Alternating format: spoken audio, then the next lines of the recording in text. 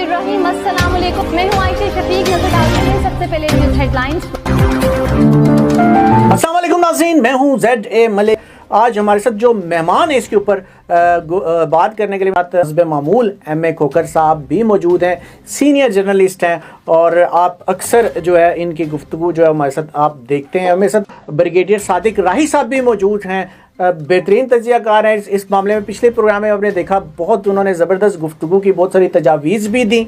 मैं आप तमाम मेहमानों को खुश आमदीद कहता हूँ स्टूडियो में। और सबसे पहले चौधरी सईद गुज्जर साहब, मैं आप ही की तरफ जाऊँगा, क्या कहते हैं आप इस हवाले से?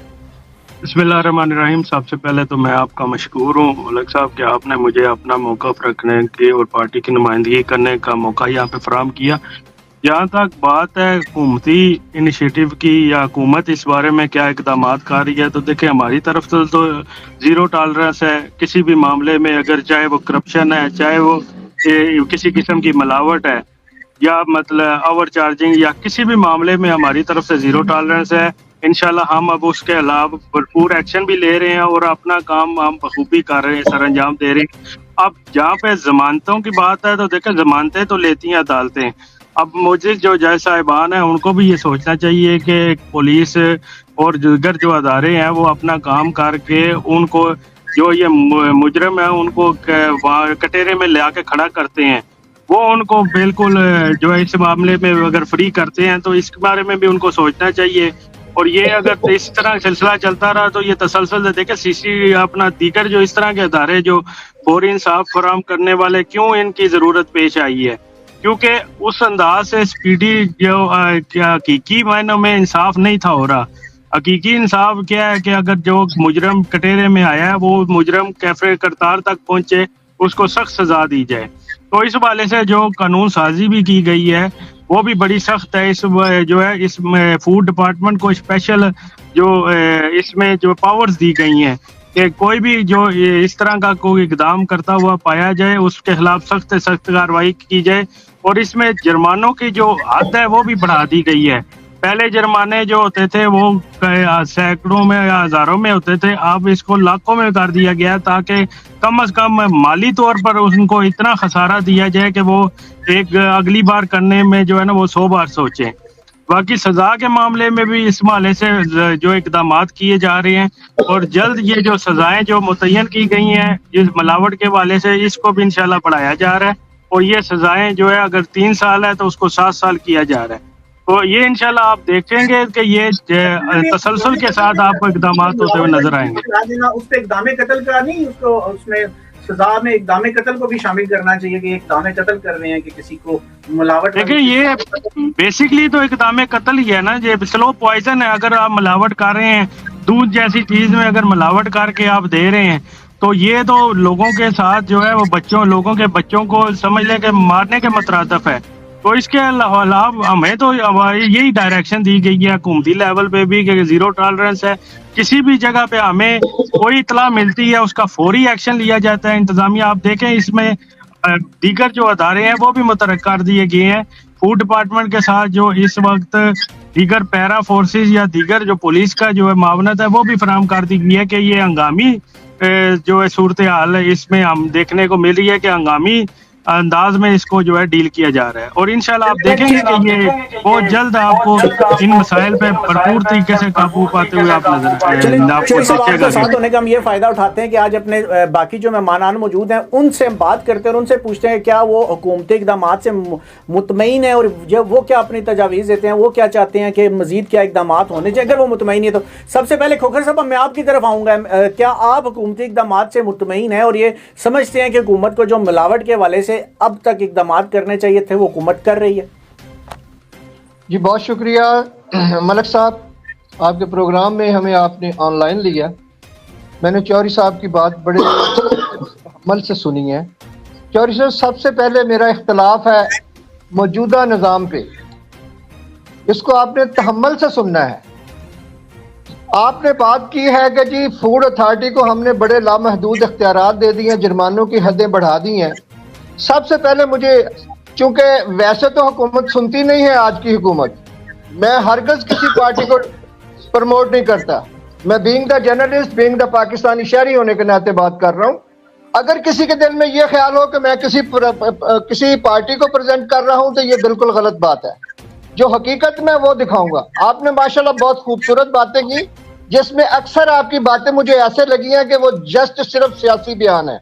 आप इख्तलाफ करें या इत्तफाक करें, बात यह है कि जब हुकूमत पॉलिसीज बनाती है, 26वीं तरमीम बन गई हुकूमत की अपनी शील्ड के लिए, 28वीं 27वीं सारी तरमीमें हुकूमत की अपनी शील्डों के लिए बन गई। आज तक पाकिस्तान में ना पिछले अदवार में, ना इस मौजूदा अदवार में, या नून लीग ने या पीपल्स पार्टी ने जब भी कोई सियासी जमात आई है, इवन के मैं इसको पीटीआई भी शामिल करता हूं क्योंकि 3.5 साल उन्होंने भी गुजारे हैं, इन्होंने कभी नहीं सोचा कि सबसे पहले पाकिस्तान में फूड को, नाकस फूड को कंट्रोल करने के लिए फूड अथॉरिटी को फाल किया जाए, उनको अच्छी से अच्छी टेक्नोलॉजी दी जाए और उनको ऐसे इख्तियारात दिए जाएं कि वो इस नाकस फूड को खत्म कर दे। क्योंकि नाकस फूड जो है इस वक्त पाकिस्तानी कौम का बेड़ा गर्क कर रहा है। मेरा ख्याल आपके भी बच्चे होंगे, हमारे भी बच्चे हैं, बल्कि काफी पाकिस्तानी पब्लिक के जो बच्चे हैं वो इससे मुतासर हो रहे हैं, क्योंकि दूध एक ऐसी चीज है जो हर बच्चे की जरूरत है। इस वक्त दूध का कारोबार जो है वो अरूज पे है। मैं रावलपिंडी या पंजाब की बात नहीं कर रहा, मैं इस्लामाबाद की बात इसलिए कर रहा हूं कि मैं यहाँ का रहने वाला हूं और मुझे पता है कि यहाँ की फूड अथॉरिटी वो कितनी बेबस है। आपका डिप्टी कमिश्नर इस्लामाबाद अरफान मेमन साहब ने 2-3 साल पहले फूड अथॉरिटी बनाई, अभी तक उन्होंने 6 बंदों के अलावा वहां कोई स्टाफ नहीं दिया। वो 6 बंदे पूरे इस्लामाबाद को कैसे कंट्रोल करेंगे? पहले तो चौधरी साहब मुझे इसका जवाब दे। 6 बंदे पूरे इस्लामाबाद में जिस तरह दूध का कारोबार बढ़ रहा है या नाकस क्वालिटी का फूड बिक रहा है, 6 बंदे कब तक उसको किस तरह कंट्रोल करेंगे? सबसे पहले हम आपके तवज्जो से डीसी साहब से रिक्वेस्ट करेंगे कि फूड अथॉरिटी इस्लामाबाद को इतना फॉल कर दें, उनका स्टाफ बढ़ा दें, उनके लिए एक पॉलिसी मुरतब कर दें कि वो बेदरेक किस्म की कार्रवाइयां करके नाकस फूड और दूध बेचने वालों को खास कर को इनका कलाकमा किया जाए। जहां तक बात की है आपने कि जी जमानतों की, सर मैं इससे पहले भी प्रोग्राम में कह चुका हूं कि मैंने इंतजामिया को रातों को लेकर निकलता था, इससे पहले की बात कर रहा हूं। हमने जाके दूध पकड़वाया मोटरवे पे, वहां दूध पकड़वा के वो दूध जाया करवाया, टैंकरों को थाने मुंतकिल कर दिया। सुबह हुई तो थाने में अक्सर टैंकर गायब थे, थाने के उनको छोड़ दिया गया। ये किसने करना है चौधरी साहब? ना मैंने करना है ना आपने करना है, ये हमारे मौजूदा हुक्मरानों ने करना है। ये सियासी बयानों को छोड़े, करके दिखाएं। फूड अथॉरिटी को इतना फाल करें कि इस्लामाबाद में नजर आए कि कार्रवाइयां हुई हैं और कंट्रोल हो रहा है। बाकी खुदारा इस कौम को बचाने के लिए इन अदारों को सिर्फ जुर्मानों की हद तक ना रखें कि जुर्माने करते जाएं और अपनी टेरिटरी के अकाउंट को बढ़ाते जाएं। ठीक हो गया, आपकी काफी सही तजावीज दे रहे। मैं ब्रिगेडियर साहब आपकी तरफ जरा आऊंगा। आपने पिछली दफा बड़ी जबरदस्त तजावीज भी दी थी, आप क्या कहना चाहेंगे? आप मुतमईन है या आप इस सारी चीज़ को किस नज़र से देखते हैं? ये मलिक साहब थैंक यू वेरी मच। हमने बड़ा डिटेल में पीछे सेशन में डिस्कशन की, उसके बाद फिर मैंने 2 कॉलम भी लिखे, अंग्रेजी में भी उर्दू में भी मुख्तलिफ अखबारात की ज़ीनत बने हैं। तो मैं अभी क्योंकि हुकूमती नुमाइंदे भी यहाँ पे मौजूद हैं जो है, और लीड जो रूलिंग पार्टी है उनके भी रिप्रेजेंटेटिव मौजूद हैं, लेकिन जिस हद तक इक़दाम होने चाहिए वो उस तरह नहीं हो रहे। उसकी क्या वजह है? 3-4 वजूहात हैं, वो मैं लेटर स्टेज पे आऊँगा। लेकिन हम बार बार इस चीज़ के ऊपर फोकस कर रहे हैं कि जी दूध, क्या मिलावट सिर्फ दूध में हो रही है? पहले तो हमें इस चीज़ की निशानदेही करनी चाहिए ना कि क्या मिलावट सिर्फ दूध में हो रही है। गोश्त जो है, गोश्त भी एक लाजमी जुज़ है इंसानी खुराक का। वो जिस तरह का गोश्त हमें खिलाया जा रहा है, वो मुर्गियों की मद में है तो मुर्गियों की फीड में क्या क्या चीज़ डाली जाती है। एक सिख ने उसकी तरफ निशानदेही की थी, नाउज़ उसने किसी मुर्दार जानवर की जिक्र किया था कि पाकिस्तान में जो फीड बन रही है उसके अंदर जो अज्जा हैं वो ज़रा एक दफ़ा आगे केमिकल लेबॉर्ट्रीज के अंदर उसको करें, उसमें स्टेरॉइड भी डाले जाते हैं। उसका सबसे बड़ा नुकसान ये है उस फीड की वजह से कि जो बच्चे हमारे हैं वो एक तो उसको लत पड़ गई है, वो चिकन के अलावा खाते ही कुछ नहीं है। वो आप उनको मीट चिकन उनको बीफ दें या मटन दें तो वो उसको मुँह ही नहीं लगाते, क्योंकि हमारे आप अच्छी से अच्छी पार्टी के अंदर चले जाएं अगर 10 डिशेज हैं तो 10 में से 9 डिशेज चिकन की बनी होती हैं। अभी वो चिकन के कैसे उसको ब्रॉटअप किया जाता है, 20-22 दिनों का जो चिकन है वो अपने टांगों पे नहीं खड़ा हो सकता, तो इतना ज़्यादा उसके पीछे आप उसको देखने की ज़रूरत है। उसके अंदर स्टेरॉइड मिलाए जा रहे हैं, उसके अंदर वो चीज़ें मिलाई जा रही हैं जिसका मैं जिक्र यहाँ पे नहीं करना चाहता। ये है